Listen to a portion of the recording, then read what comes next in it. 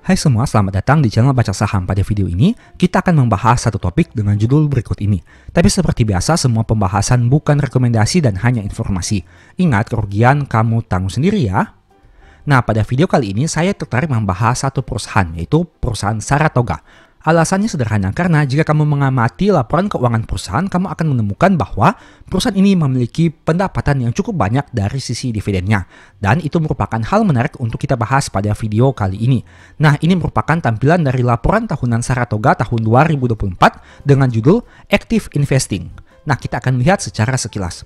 Dituliskan seperti ini, portofolio investasi strategis kami. Sebagai bagian dari komitmen kami untuk meningkatkan nilai bagi seluruh pemangku kepentingan, kami memiliki visi untuk mengembangkan kemampuan profesional kami melalui investasi strategis di berbagai bidang yang potensial, termasuk sektor-sektor berbasis sumber daya alam, layanan kesehatan, berbasis konsumen, infrastruktur digital, dan energi terbarukan. Kami telah mendiversifikasi fokus investasi kami ke dalam 3 kategori portofolio, yaitu perusahaan-perusahaan yang berorientasi pada pertumbuhan atau growth, perusahaan blue chip, dan perusahaan teknologi digital. Saratoga juga mencari peluang di perusahaan-perusahaan tahap awal yang kami yakini dapat memberikan kontribusi pada pembentukan prospek yang berkelanjutan dan menguntungkan bagi perseroan khususnya dan menciptakan dampak positif bagi seluruh pemangku kepentingan dalam jangka panjang. Nah, ini merupakan beberapa portofolio yang dimiliki oleh Saratoga Group. Yang pertama adalah portofolio blue chip, yaitu Adaro Andalan Indonesia, Alam Tree Resources Indonesia, bersama Digital Infrastruktur Asia, Merdeka Cooper Gold. Untuk perusahaan growth, Brawijaya Healthcare, City Vision, Foodex, Forest Carbon, Mitra Pinastika Mustika, Mulia Bosco Logistik, Nusa Raya Cipta, Samator Indogas, Surya, dan ZAP. Nah, ini merupakan informasi menarik yang ingin saya tampilkan kepada kamu pada video kali ini. Ini merupakan pendapatan dividen dalam miliar rupiah dari perusahaan Saratoga Group ini. Seperti yang saya katakan tadi, kontribusi dari pendapatan perusahaan secara keseluruhan cukup didominasi oleh dividennya juga. Salah satunya adalah dari beberapa perusahaan berikut ini. Yang pertama, kamu bisa lihat untuk dividen yang diberikan ADRO kepada Saratoga Group sebagai pemegang sahamnya. Nah, di tahun 2024, nominal dividen yang mereka terima mencapai 3.121 dalam miliar rupiah. Angka ini terus mengalami kenaikan dari 3 tahun terakhir, di tahun 2022, di tahun 2023, dan naik lagi di tahun 2024. Selain ADRO, ada juga MPMX, TEBIK, NRCA, dan lain sebagainya. Nah, ini menarik. Kenapa? Apabila kita ingin meniru Saratoga Group dari sisi pengelolaan investasinya, mungkin kita bisa melihat beberapa saham dividen yang juga mereka investasikan, seperti ADRO, MPMX, TEBIK, NRCA, dan lain sebagainya. Meski begitu, saya mau disclaimer dulu. Saratoga Group tentu membeli saham-saham ini pada harga yang berbeda dengan harga saat ini. Entah itu lebih tinggi ataupun lebih rendah, tidak ada yang tahu secara pasti. Yang jelas, mereka di sini mencatatkan pendapatan dividen dari beberapa saham ini. Artinya, dividen itu diterima dari lembar saham yang mereka miliki, bukan dari harga saham di angka berapa mereka membelinya. Nantinya bagi kamu yang penasaran terkait kinerja keuangan laba rugi Saratoga Group, kita akan membahas dengan lebih detail. Ini hanya merupakan pembahasan awal dari sisi pendapatan dividennya. Nah, ini merupakan visi misinya. Visinya perusahaan investasi aktif kelas dunia di Indonesia yang mengedepankan karakter korporasi yang kuat untuk menciptakan nilai bagi pemangku kepentingan dan bangsa. Untuk misinya, menjadi mitra pilihan bagi investor untuk berpartisipasi dalam pertumbuhan dinamis Indonesia. Ini merupakan hal menarik yang ingin saya tampilkan kepada kamu. Berdasarkan laporan tahunan 2024, jumlah karyawan perusahaan di tahun 2024 hanya 65 orang. Ingat, hanya 65 orang yang terdiri dari pegawai permanen sebanyak 62 dan pegawai kontrak sebanyak 3 orang. Dan artinya, dengan portofolio investasi yang sebesar itu, Saratoga Group ternyata hanya memiliki karyawan sebanyak 65 orang saja, di mana 62 orang karyawan permanen dan 3 orang karyawan kontrak. Tentu saja ini akan berkaitan dengan beban karyawan yang harus mereka bayarkan, entah itu beban gaji, entah itu beban THR, bonus, dan lain sebagainya. Di sisi yang lain, mereka juga mungkin akan membayarkan beban kesehatan tenaga kerja yang mungkin lebih rendah dibandingkan perusahaan lain yang memiliki karyawan belasan ribu, puluhan ribu, dan lain sebagainya. Nah, ini merupakan informasi yang bisa kamu lihat untuk kinerja keuangan per 31 Desember tahun 2024. Bisa kamu lihat di sini.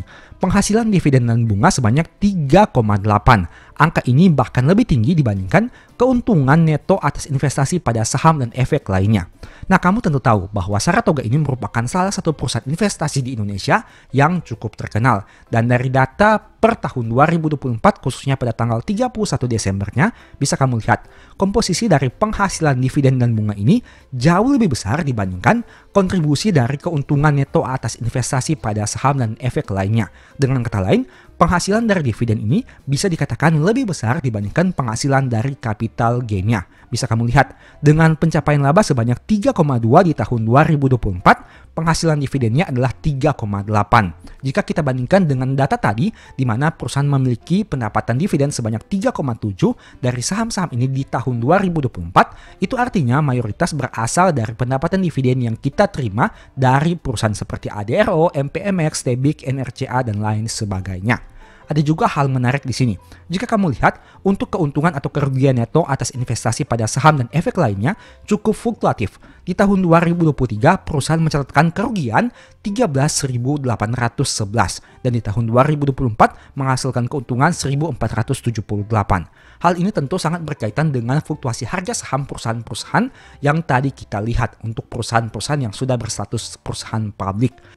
Dan di sisi yang lain, meskipun perusahaan ini juga memiliki keuntungan dari sisi investasinya, tapi ada juga penghasilan dividen dan bunga yang mereka peroleh, di mana kondisinya pada tahun 2024 nominalnya lebih besar dibandingkan keuntungan neto atas investasi. Nah, dari data ini kamu tentu tidak boleh meremehkan dari sisi dividen. Karena dividen itu merupakan cash flow rutin yang akan kamu terima dari waktu ke waktu. Dan seperti ada statement yang mengatakan cash flow is king.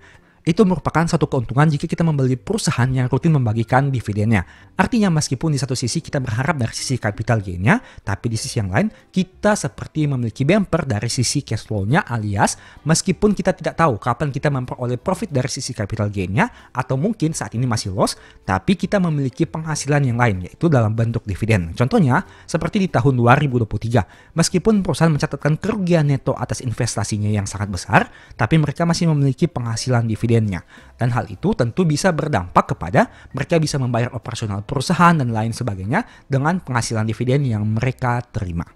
Nah, sekarang mari kita lihat laporan keuangan Q1 tahun 2025 saham SRTG. Banyak hal menarik lagi yang bisa kita pelajari dari perusahaan investasi ini. Jadikan video ini sebagai materi pembelajaran bagi kita individual investor dengan melihat bagaimana perusahaan investasi ini bekerja. Ini merupakan data dari laporan keuangan per 31 Maret tahun 2025 perusahaan Saratoga. Bisa kita lihat sekilas untuk jumlah asetnya yang mencapai 50,4 juta, dinominasi oleh investasi pada saham sebanyak 45,5 juta. Dan angka ini mengalami penurunan dibandingkan periode sebelumnya. Selain itu, ada juga investasi pada efek lainnya dan adanya saldo kas yang juga mengalami penurunan dibandingkan periode sebelumnya. Dari sisi jumlah asetnya bisa kamu lihat Saratoga ini memang merupakan perusahaan yang sangat berfokus kepada investasi pada saham.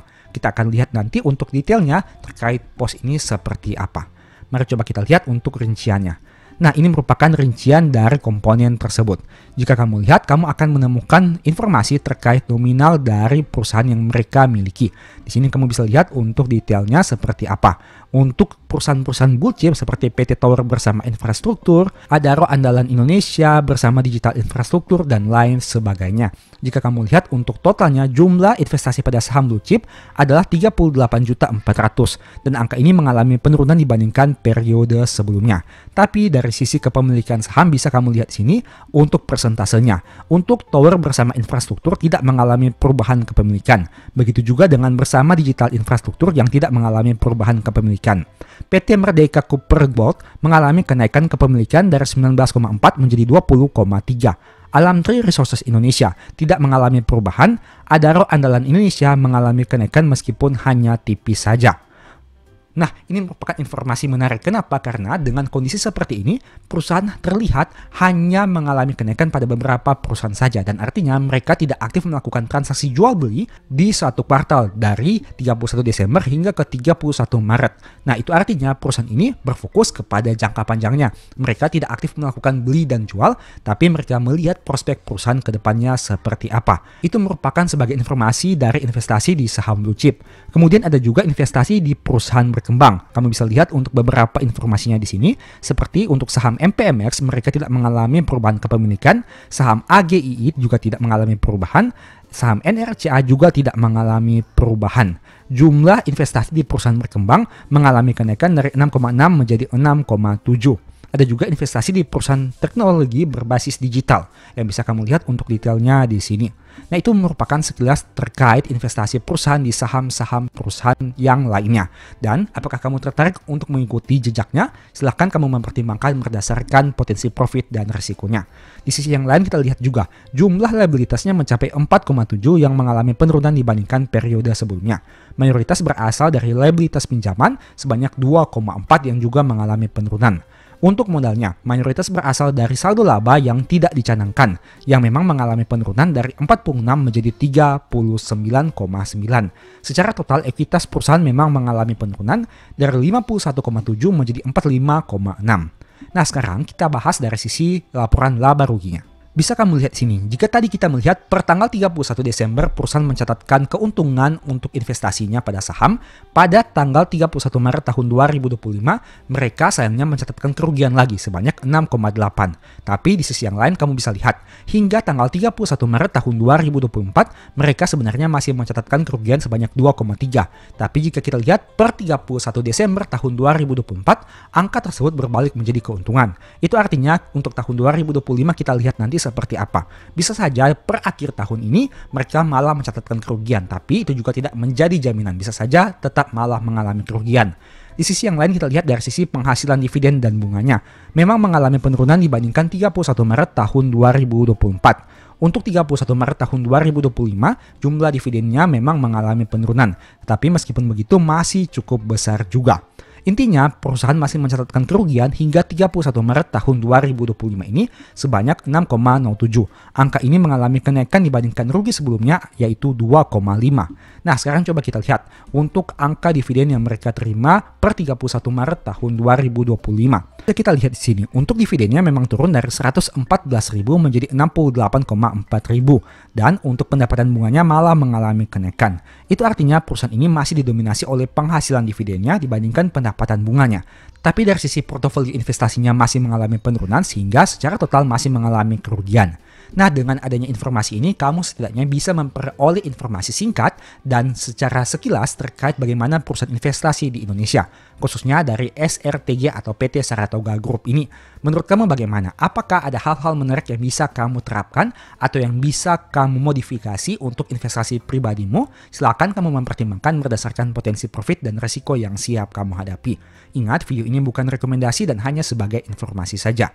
Sebagai informasi juga, sebelumnya saya sudah sempat buat satu video yang mungkin bisa berguna. Silahkan nonton hingga selesai agar memperoleh pemahaman yang utuh. Saat ini saya mau membahas satu topik yang menarik. Saya mungkin telah membahasnya dari berbagai sudut. Dan pada video kali ini saya ingin membahas dari sudut pandang yang lain. Nah, apakah kamu pernah berpikir atau apakah kamu pernah memiliki impian untuk mengejar dividen yang setara atau sebesar dengan gaji bulanan yang kamu peroleh? Nah, video kali ini saya fokus membahas dari sudut pandang seorang karyawan ataupun seorang pebisnis yang masih rutin menarik gaji setiap bulan dari omset usahanya. Nah, tujuan dari video ini adalah agar supaya kita memiliki gambaran yang lebih luas tentang dividen dan apakah yang menjadi tujuan kita terkait dividen tersebut. Setidaknya ada beberapa poin yang ingin saya bahas dan nanti kita akan membuatkan simulasi sederhana. Untuk itu, tonton video ini hingga selesai agar memperoleh pemahaman yang utuh. Semoga video ini bisa memberikan manfaat kepada kamu, khususnya bagi kamu yang sedang mempersiapkan dana pensiun ataupun yang ingin pensiun dengan lebih cepat. Kita langsung masuk saja ke dalam pembahasan. Tujuan mengejar dividen sebesar gaji. Poin pertama, bisa diibaratkan sebagai side hustle bagi mereka yang tidak punya bisnis selain kerja kantoran. Nah, bagi kamu yang seorang karyawan, apakah kamu pernah berpikir untuk menghasilkan sumber pendapatan di luar gaji? Misalnya dalam bentuk memiliki side hustle ataupun usaha sampingan dari gaji bulanan yang kamu dapatkan dari perusahaan. Mungkin banyak karyawan yang berpikir seperti itu, di mana mereka bisa memperoleh sumber pendapatan selain gaji, entah itu melalui media sosial, entah itu melalui content creator, entah itu melalui bisnis, dan lain sebagainya. Nah, dividen merupakan salah satu hal yang bisa kamu ibaratkan sebagai side hustle juga, karena logikanya sederhana. Kamu membeli saham, ibaratnya kamu sebagai investor di perusahaan tersebut. Jika perusahaan itu menghasilkan keuntungan dan dibagikan dalam bentuk dividen, artinya kamu sebagai pemegang saham dan sebagai investor dari perusahaan tersebut memperoleh pembagian hasil dari pendapatan yang diperoleh dari perusahaan itu. artinya bisa diibaratkan sebagai side hustle dari usaha sampingan kamu, meskipun kamu tidak terjun langsung ke dalam bisnis perusahaan itu. Poin kedua, bisa diibaratkan seperti mendapat THR atau bonus tambahan. Nah, biasanya pada umumnya perusahaan membagikan dividen 1-2 kali setahun. Dan dividen ini bisa kita ibaratkan seperti memperoleh THR atau bonus tambahan. Mungkin bagi sebagian orang di dalam perusahaan akan memperoleh bonus tahunan ataupun memperoleh THR saat merayakan hari raya keagamaan tertentu. Nah, ini juga bisa diibaratkan sebagai kita memperoleh THR ataupun bonus. Dengan dividen yang kita terima dalam frekuensi 1-2 kali setahun, artinya kita memiliki dana di luar dari gaji, THR, dan bonus yang kita terima dari perusahaan. Poin ketiga, bisa diibaratkan seperti diberikan tiket gratis setiap tahun untuk liburan atau membeli kebutuhan yang diharapkan. Nah, pada poin ini, kita bisa menggunakan dividen sebagai tiket untuk kita healing ataupun kita liburan, dan di sisi yang lain, kita juga bisa menggunakan dividen tersebut untuk membeli kebutuhan yang diharapkan. Ingat, saat kita memperoleh dividen, berarti kita memperoleh uang tambahan di luar dari gaji, THR, dan bonus yang diberikan oleh perusahaan. Dengan kata lain, kita seperti memperoleh penghasilan tambahan. Nah, semuanya tergantung kembali lagi kepada kamu. Apakah uang gratis itu akan kamu gunakan untuk membelikan tiket untuk liburan, membeli kebutuhan hidup, ataupun melakukan reinvest dividen? Tidak ada yang salah dengan hal-hal tersebut, karena setiap orang memiliki kebutuhan dan cara pandang yang berbeda. Kita masuk kepada poin keempat. Bisa mempersiapkan dana financial freedom sedikit demi sedikit. Tentu saja dividen yang kita terima saat awal kita mulai berinvestasi saham mungkin nominalnya tidak seberapa. Tapi ingat, dana yang kecil itu, dividen yang kecil itu, lama-kelamaan bisa menjadi semakin besar apabila kita konsisten di pasar modal. Entah itu melakukan reinvest dividen, entah itu melakukan top up dana, entah itu memperoleh keuntungan dan kita reinvestasikan, dan lain sebagainya. Intinya, kita bisa mempersiapkan dana untuk bisa pensiun dengan lebih cepat sedikit demi sedikit. Memang ini merupakan proses yang membutuhkan waktu yang sangat panjang. Tidak hanya bisa dicapai dalam waktu pendek, katakanlah 1-5 tahun. Dan mungkin kamu membutuhkan waktu belasan atau puluhan tahun. Tapi setidaknya dengan hal ini, kamu jadi memiliki tujuan dan memiliki target tentang investasi yang kamu lakukan. Terlebih dividen yang kamu terima setiap tahunnya. Poin kelimanya, bisa memilih apakah masih ingin bekerja karena passion atau mencari kesibukan lain yang sudah tidak berfokus kepada uang. Nah, saat kita sudah settle dari sisi keuangan, saat kita sudah memperoleh dividen yang sebesar dengan gaji yang setiap tahun kita terima, kita jadinya bisa memilih apakah masih ingin bekerja karena memang kita passion dan senang dengan pekerjaan tersebut, ataukah kita mencari kesibukan lain yang sudah tidak berfokus kepada uang karena dari sisi keuangan kita sudah aman. Nah, mayoritas karyawan biasanya bekerja karena butuh uang, bukan bekerja karena mengejar passion. Tentu saja orang-orang yang bekerja karena butuh uang atau mencari uang akan ada titik di mana mereka merasa jenuh, merasa bosan, merasa capek, dan merasa ingin resign. Nah, dengan memiliki dividen sebesar gaji, kita jadi memiliki opsi apakah ingin bekerja karena passion atau ingin mencari kesibukan lain yang sudah tidak berfokus kepada uang. Mungkin istilah sekarang sering dikenal dengan kata FIRE atau Financial Independence Retire Early, di mana kita bisa pensiun dengan lebih cepat, tapi bukan berarti pensiun untuk santai di rumah, untuk tidak melakukan apapun dan lain sebagainya. Tapi pensiun di sini bisa diibaratkan kita bisa melakukan hal-hal yang kita senangi, yang sesuai dengan passion kita, bukan fokus kepada uang, tapi fokus kepada passion. Artinya jika kita telah mencapai dividen sebesar gaji, poin kelima ini bisa kita realisasikan. Mungkin kondisi kita berbeda-beda. Saat ini kita mungkin masih berjuang untuk bekerja karena fokus kepada mencari uang. Tapi saat kita memiliki dividen sebesar gaji, hal itu bisa lebih realistis untuk kita capai, yaitu bekerja karena passion, bukan bekerja karena uang. Nah, sekarang mari coba kita bahas dari sisi simulasinya. Semua hal besar akan dimulai dengan hal kecil terlebih dahulu. Begitu juga dengan dividen. Kita asumsikan, misalnya kita memiliki gaji 10 juta per bulan. Tentu setiap orang punya porsi yang beda-beda. Ada mungkin yang lebih besar dari 10 juta, tapi mungkin ada juga yang lebih kecil dari 10 juta. Pada video ini saya menggunakan angka yang sama, yaitu 10 juta per bulan saja. Nah, itu artinya secara logika sederhana, apabila kita memperoleh dividen sebesar gaji, jika kita memperoleh dividen sebesar 1 bulan gaji, artinya kita harus menerima dividen 10 juta per tahun. Apabila kita ingin mentargetkan memiliki dividen 2 kali gaji bulanan, kita harus memiliki dividen 20 juta per tahun. Selanjutnya, apabila kita mentargetkan harus memiliki dividen 3 kali gaji bulanan, artinya kita harus menerima dividen 30 juta setahun. Hal itu terus berlangsung hingga pada akhirnya apabila kita mentargetkan harus memiliki dividen 12 kali gaji bulanan atau 1 kali gaji setahun, maka dividen yang harus kita terima adalah 120 juta per tahun.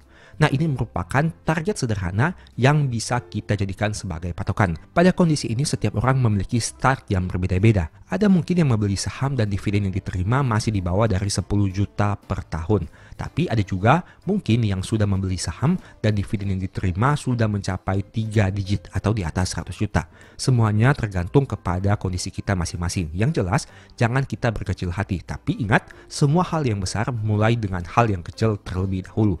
Berada pada posisi manakah kamu? Silahkan kamu tulis di kolom komentar. Nah, sekarang logikanya, dengan kondisi seperti ini bagaimana cara kita menghasilkan dividen setara dengan gaji?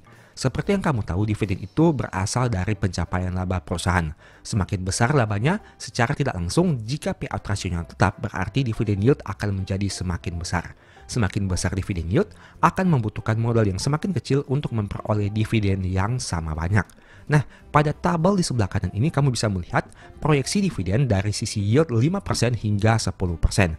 Ini merupakan dana yang kita butuhkan dengan kondisi yield tersebut. Misalnya, jika kita mentargetkan memiliki dividen sebanyak 10 juta setahun atau 1 kali gaji bulanan, maka dengan dividen yield 5%, kita butuh dana 200 juta untuk mendapatkan 10 juta setahun. Tapi apabila dividen yield kita menjadi 10%, maka dana yang kita butuhkan adalah 100 juta untuk menghasilkan dividen 10 juta per tahun. Yang mana angka 10 juta ini setara dengan 1 kali gaji bulanan kita. Nah, kondisi yang sama akan terus berlangsung. Entah itu 10 juta, 20 juta, 30 juta, dan lain sebagainya. Sebagai contoh, misalkan saat kita mentargetkan harus memiliki dividen 120 juta dalam setahun atau setara dengan 12 kali gaji bulanan, itu artinya dengan dividen yield 5% maka kita butuh dana 2,4 miliar rupiah. Tapi apabila dividen yield 10%, kita hanya butuh dana 1,2 miliar rupiah. Nah, ini merupakan beberapa kondisi yang bisa kamu pertimbangkan. Apakah kamu ingin mencari saham-saham yang menghasilkan dividen katakanlah stabil di angka 5%, ataukah kamu lebih tertarik mencari saham-saham yang menghasilkan dividen yield 10%? Meski begitu, biasanya semakin tinggi dividen yield, biasanya kinerja perusahaan lebih cenderung fluktuatif. Memang ini tidak menjadi jaminan dan tidak semua saham seperti itu. Karena ada juga saham-saham yang membagikan dividen yield dengan angka yang tinggi, tapi kinerjanya cenderung stabil. Ingat, dividen yield itu dipengaruhi oleh 2 faktor utama yang harus selalu kamu ingat, yaitu yang pertama adalah harga saham dan yang kedua adalah dividen per lembar. Nah, katakanlah apabila perusahaan ini memiliki harga saham Rp1.000 dan dividen per lembarnya adalah 100, maka dividen yield dari perusahaan ini adalah 10%.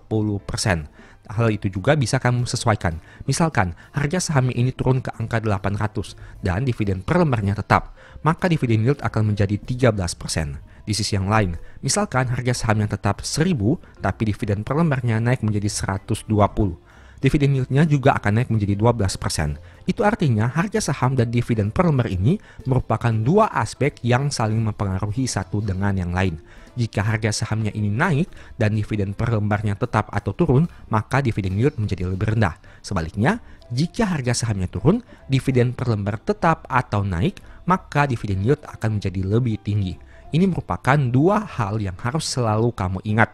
Dan ingat, dividen per lembar ini akan ditentukan oleh laba yang berhasil dicapai oleh perusahaan tersebut. Dan ada juga dividen payout ratio. Sehingga semua hal itu saling berkaitan satu dengan yang lain untuk menghasilkan yield dari perusahaan itu. Dan ingat, tentunya dividen yield itu akan mempengaruhi nantinya dividen yang kamu terima. Dari sini kamu juga bisa melihat sudah berada di kondisi manakah kamu. Apakah kamu masih memiliki dana 200 juta, 166 juta, 142 juta, 1 miliar, 2 miliar, atau bahkan 2,4 miliar. Semuanya tergantung kepada kondisi kita masing-masing. Dan ingat, jangan iri dengan kondisi orang lain karena semuanya memiliki pola start yang berbeda-beda. Tapi pastikan kamu sudah mengetahui garis finish yang ingin kamu capai. Entah itu kamu ingin mencapai dividen yang setara dengan gaji 1 bulan, 2 bulan, 3 bulan, 12 bulan, dan lain sebagainya. Nah, semuanya tergantung kepada kamu sendiri. Kamu sudah berada pada posisi mana dan seberapa besar impian kamu untuk mencapai hal tersebut. Semoga video ini bisa memberikan manfaat kepada kamu. Oh iya, berbicara tentang dividen, sebelumnya saya sudah sempat menulis dua ebook yang berkaitan dengan hal tersebut juga. Yang pertama adalah Stock for Living, yang kedua adalah Strategi Nabung Saham. Apabila kamu tertarik mempelajari dividen lebih lanjut, mungkin dua ebook tersebut bisa membantu. Info pembelian silakan chat WA pada nomor di awal atau di akhir video ini. Hati-hati terhadap segala bentuk jenis penipuan yang mengatasnamakan baca saham. Disclaimer-nya bisa kamu baca pada awal video ini. Demikianlah pembahasan singkat pada video ini. Selalu ingat bahwa semua saham yang disebutkan bukan rekomendasi dan hanya bersifat edukasi serta informasi. Mohon juga agar dapat mengecek kembali data yang ditampilkan karena bisa saja terjadi kesalahan pengetikan atau pengambilan data. Di video berikutnya ingin dibahas materi apa lagi? Tulis di kolom komentar ya. Sebagai informasi, berikut ini beberapa list ebook baca saham. Pertama, psikologi saham, kedua, stock for living, ketiga, strategi nabung saham, keempat, the stock market, dan yang kelima, cara cepat analisa laporan keuangan. Apabila tertarik, chat saja pada nomor WA yang ada. Sekian video ini, semoga bermanfaat. Thank you.